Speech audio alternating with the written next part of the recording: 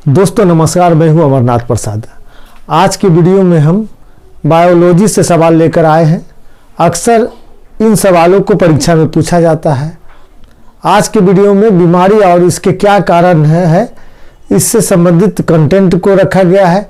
चलिए शुरू करते हैं। और वीडियो अगर आपको समझ में आता है तो आप कॉपी में उतार लेंगे, वन लाइनर टाइप का बना लीजिएगा, काफ़ी फायदा करेगा। शुरू करते हैं। शरीर के जोड़ों में गठिया रोग, जिसको आर्थराइटिस कहते हैं, निम्नलिखित में से किसके कारण जमाव में से होता है? माने किसके कारण शरीर में गठिया रोग होता है? तो उत्तर हो जाएगा यूरिक एसिड के कारण। याद रखिएगा, यूरिक एसिड के कारण। इसका एक्सप्लेनेशन देख लेते हैं हम लोग। गठिया रोग शरीर के जोड़ों में यूरिक अम्ल के जमाव से होता है।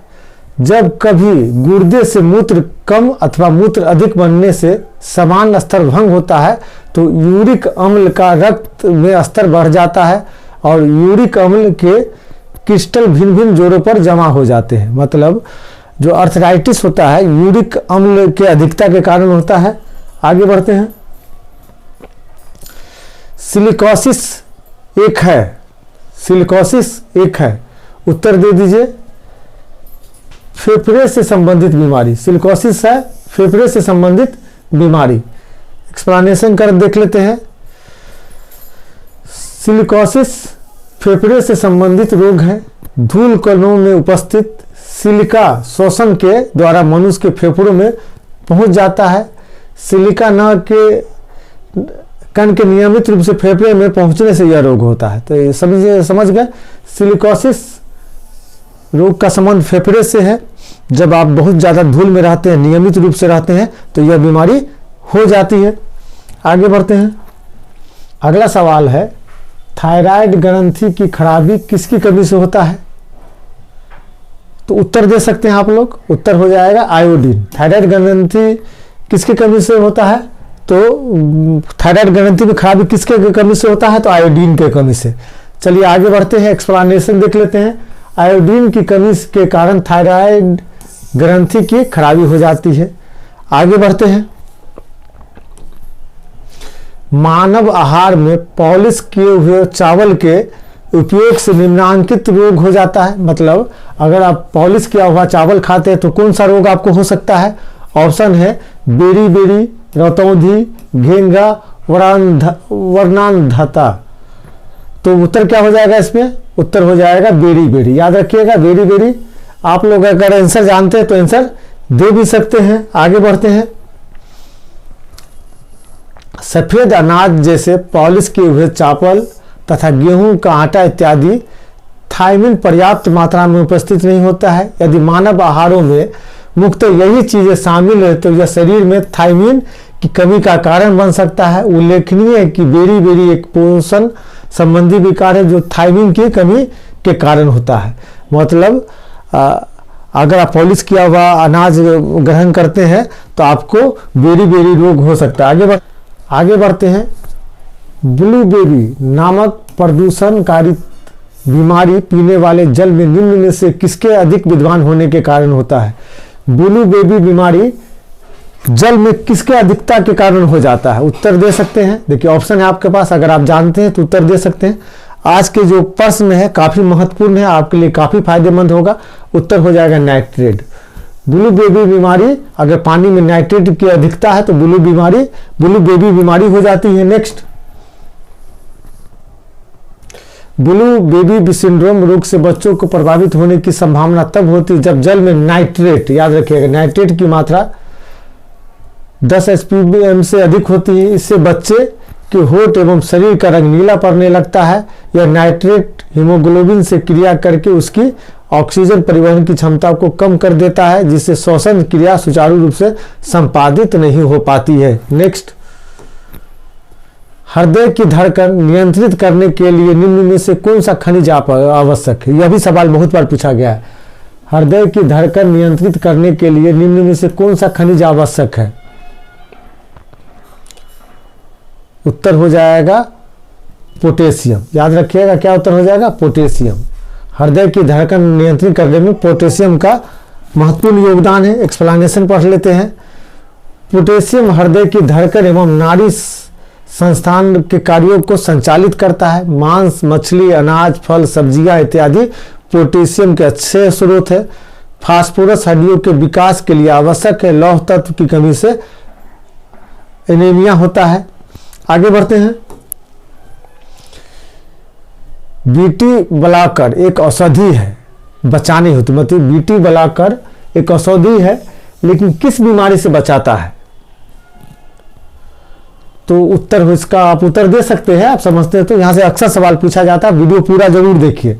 बीटी ब्लॉकर एक औषधि है और हार्ट अटैक, हृदय घात से बचाता है। किससे बचाता है? हार्ट अटैक से बचाता है, याद रखिएगा। नेक्स्ट देखिए, बीटी ब्लॉकर एक ऐसी औषधि है जिसका उपयोग हृदय घात और उच्च रक्तचाप से बचाने के लिए किया जाता है। याद रखिएगा, बीटी ब्लॉकर एक ऐसी औषधि है जिसका उपयोग हृदय घात और उच्च रक्तचाप से बचाने के लिए किया जाता है। नेक्स्ट, लंबे समय तक उपवास रखने का सर्वाधिक प्रभाव शरीर के किस अंग पर पड़ता है? अगर आप लंबे समय तक फास्टिंग रखते हैं तो शरीर का कौन सा अंग प्रभावित हो जाता है? देखिए, प्रभाव तो सब पर पड़ेगा, लेकिन सबसे ज्यादा प्रभाव जो पड़ता है किडनी पे पड़ता है, गुर्दे पे।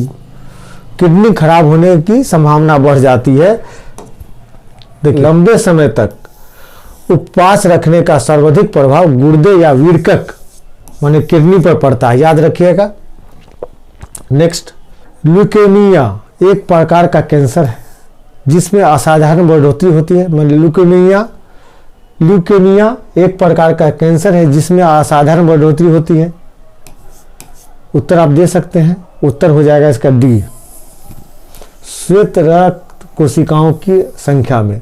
देखिए, ल्यूकेमिया उसको कहा जाते हैं उस जिसका श्वेत रक्त कोशिका में असमान वृद्धि हो जाती है, एक प्रकार का कैंसर है। तो ल्यूकेमिया का संबंध क्या है? श्वेत रक्त कोशिका से है। नेक्स्ट, निम्नलिखित में से किसका उपयोग रक्त कैंसर के उपचार में किया जाता है? Iodine 131, sodium 24, phosphorus 32, cobalt 60। देखिए, इसमें दो आंसर हो जाएगा, सी और डी, फास्फोरस 32 और cobalt 60, C and D. Explanation देख लेते हैं। ल्यूकेमिया एक प्रकार का रक्त कैंसर है जिसमें रुधिर में श्वेत रक्त कणिका की संख्या में आवश्यकता से अधिक बढ़ जाता है। इसके उपचार में फास्फोरस 32 तथा कोबाल्ट 60 दोनों रेडियो समस्थानिक उपयोगी है। मतलब इसमें दो आंसर हो गया, फास्फोरस 32 और कोबाल्ट 60, दोनों में से कोई पूछा जा सकता है। नेक्स्ट, ट्यूमर संसूचित करने में प्रयुक्त रेडियो समस्थानिक है। मैं ट्यूमर का पता लगाने के लिए कौन सा रेडियो समस्थानिक का प्रयोग किया जाता है? देख लीजिए, आर्सेनिक 74, कोबाल्ट 60, सोडियम 24, कार्बन 40। इसका उत्तर आप लोग दे सकते हैं, उत्तर हो जाएगा आर्सेनिक 74। याद रखिएगा, ट्यूमर का पता लगाने के लिए आर्सेनिक 74 का प्रयोग किया जाता है। नेक्स्ट, ट्यूमर संसूचित करने में प्रयुक्त रेडियो समस्थानिक आर्सेनिक 74 है। परिसंचरण तंत्र में रक्त के थक्के का पता लगाने के लिए सोडियम 24 का, रक्त कैंसर के उपचार में कोबाल्ट 60 का तथा जीवों के अवशेषों का पता लगाने में कार्बन 14 का प्रयोग किया जाता है। नेक्स्ट, इंटरफेरॉन का प्रयोग किया जाता है नियंत्रण के लिए। विकल्प है कैंसर, मधुमेह, टीबी, टाइफाइड। आप उत्तर दे सकते हैं, उत्तर हो जाएगा कैंसर। इंटरफेरॉन का प्रयोग किया जाता है कैंसर के नियंत्रण के लिए। एक्सप्लेनेशन देख लेते हैं। इंटरफेरॉन एक प्रकार का प्रोटीन है। इंटरफेरॉन अल्फा 2A का प्रयोग गुर्दे एवं रक्त कैंसर के उपचार के लिए किया जाता है। इंटरफेरॉन एक प्रकार का प्रोटीन है। इंटरफेरॉन अल्फा 2A का प्रयोग गुर्दे एवं रक्त कैंसर के उपचार के लिए किया जाता है। नेक्स्ट, सेरेब्रल पाल्सी एक मस्तिष्क संबंधी विकार है जो समानता पाया जाता है। सेरेब्रल पाल्सी एक मस्तिष्क संबंधी विकार है जो समानता पाया जाता है। उत्तर आप दे सकते हैं, वृद्धों में, ड्रग्स, नशेड़ियों में, छोटे बच्चों में, केवल महिलाओं में।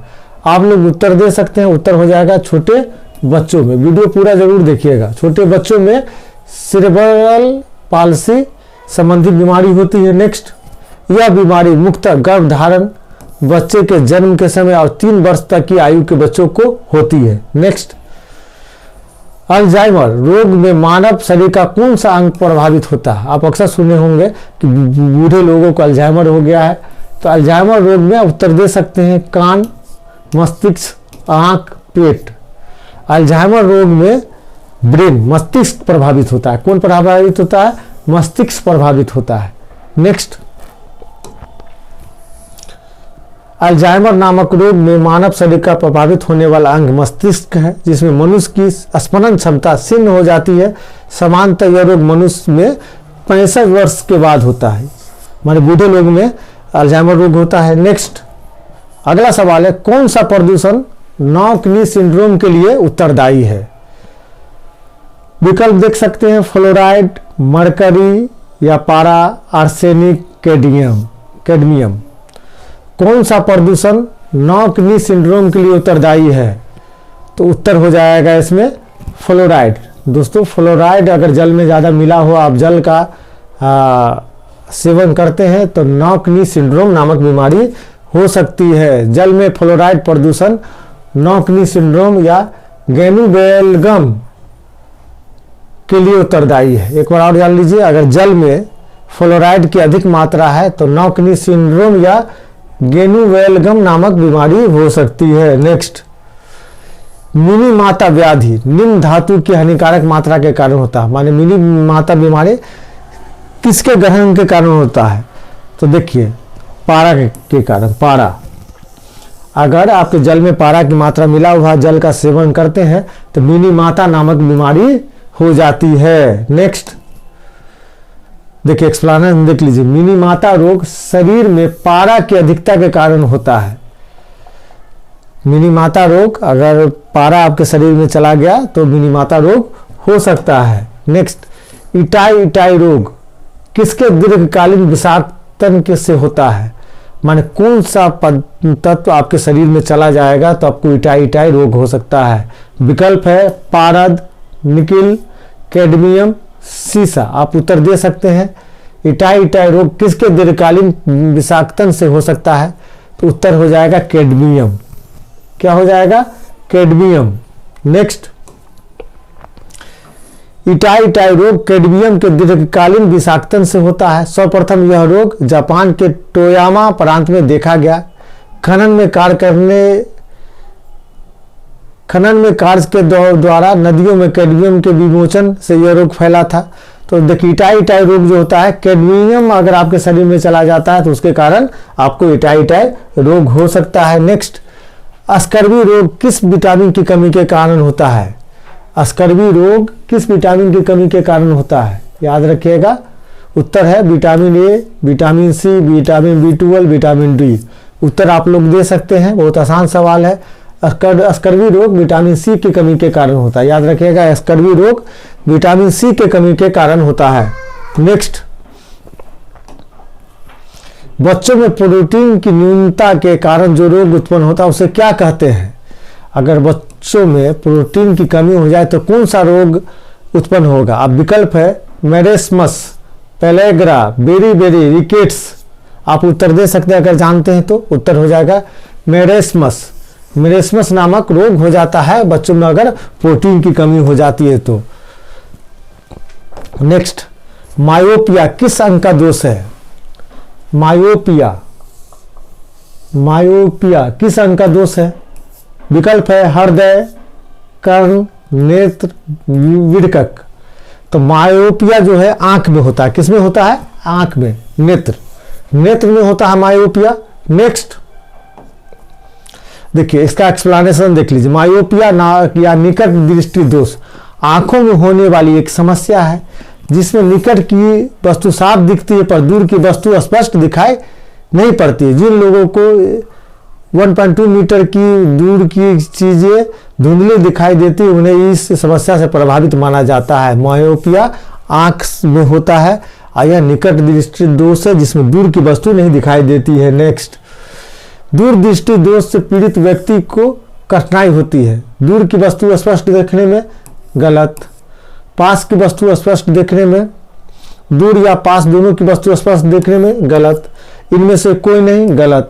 देखिए दूर दृष्टि दोष में निकट की वस्तु नहीं दिखती है, पास की वस्तु स्पष्ट दिखाई नहीं देती है। याद रखिएगा, पास की वस्तु स्पष्ट देखने में दिक्कत होती है जिसको दूर दृष्टि दोष है, और जिसको निकट दृष्टि दोष है उसको दूर की वस्तु देखने में कठिनाई होती है।